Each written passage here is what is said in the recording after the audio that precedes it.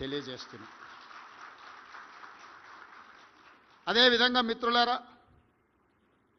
ఆనాడు రాజశేఖర రెడ్డి గారు వ్యవసాయం దండగ కాదు పండుగ చేయాలనుకున్నప్పుడు తెలంగాణ ప్రాంతంలో కరువులు, వలసలు, కాలిపోతున్న ట్రాన్స్ఫార్మర్లు, పేలిపోతున్న మోటార్లు, ఈ బాధ నుంచి రైతాంగాన్ని కాపాడాలి, శాశ్వతంగా ఈ సమస్యకు పరిష్కారం చూపించాలి అని 1975లో ఎస్బి చవాన్, జలగం వెంగళరావు గారు చేసుకున్న ఒప్పందం గోదావరి జలాలను ప్రాణహిత నుంచి మొదలుపెట్టి చేవెళ్ల వరకు తరలించాలని చేసుకున్న ఒప్పందాన్ని 2007-8లో రాజశేఖర రెడ్డి గారు తిరిగి పునఃప్రారంభించి పునర్జీవనం పోయడం జరిగింది. వారి మరణానంతరం జరిగిన పరిణామాలు, చేపట్టిన పనులు 11,000 కోట్లు ఖర్చు పెట్టినా ఆ తర్వాత రీడిజైనింగ్ల పేరు మీద ప్రాణహిత తుమ్మిడిహెట్టి దగ్గర కట్టాల్సిన ప్రాజెక్టు కానీ, చేవెళ్ల ప్రాంతానికి తరలించాల్సిన నీళ్లు కానీ రాలేదు. మేడిగడ్డ, అన్నారం, సుందిళ్ళ గురించి నేను ఎక్కువ ఇక్కడ మాట్లాడతలుచుకోలేదు. జరుగుతున్న పరిణామాలు మీకు అందరికీ తెలుసు. కానీ ఒక్క మాట ఈ వేదిక మీద నుంచి చెప్పదలుచుకున్నా. ఆనాడు ఈ రైతాంగాన్ని ఆదుకోవడానికి వైఎస్ఆర్ గారు ఏదైతే తుమ్మిడిహెట్టి దగ్గర ప్రాజెక్టు కట్టి చివరి ఆయకట్టు తాండూరు వరకు, రంగారెడ్డి జిల్లా వరకు తరలించాలని చేసిన ఒక గొప్ప ప్రణాళిక గతంలో నిర్లక్ష్యానికి లోనైంది. ఈనాడు ఈ వేదిక మీద నుంచి రాజశేఖర రెడ్డి గారి ఆశయాలను కొనసాగించే ప్రభుత్వంగా నేను మాట ఇవ్వదలుచుకున్న. తుమ్మిడిహెట్టి దగ్గర మళ్ళీ ప్రాజెక్టును కడతాం.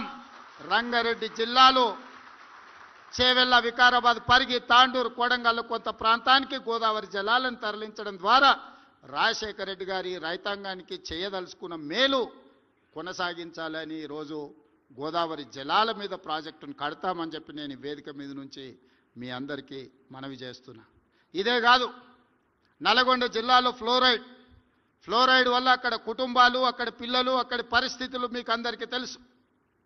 వరల్డ్ హెల్త్ ఆర్గనైజేషన్ ఆనాడు చెప్పింది, ఇక్కడ మనుషులు నివసించలేని పరిస్థితులు వచ్చినాయి, ఈ ప్రాంతం ఎడారిగా మారబోతుంది, ఈ ప్రాంతంలో ప్రజలు బ్రతకలేరు, బ్రతకడము అసాధ్యము అని చెప్పి వరల్డ్ హెల్త్ ఆర్గనైజేషన్ చెప్పి ఈ ఫ్లోరైడ్ మహమ్మారి అక్కడి ప్రజలని, పుట్టే పిల్లల్ని కాళ్ళు వంకర, చేతులు వంకర, నడుము వంకరతో కన్న తల్లిదండ్రులకు బతుకున్నంత కాలం దుఃఖాన్ని, శోకాన్ని అందిస్తున్న సందర్భంలో డాక్టర్ వైఎస్ రాజశేఖర రెడ్డి గారు ఎస్ఎల్బిసి టన్నెల్ ప్రాజెక్టు 2005-6లో ప్రారంభించారు.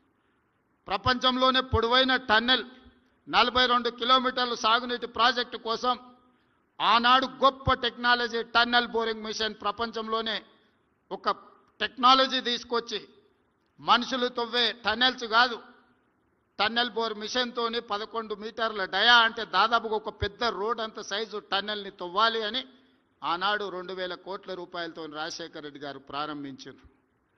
కానీ తెలంగాణ రాష్ట్రం వచ్చిన తర్వాత 42 కిలోమీటర్లు, 30 కిలోమీటర్లు పూర్తయిన ఎస్ఎల్బిసి టన్నెల్ ఎక్కడిదక్కడనే ఆగిపోయింది.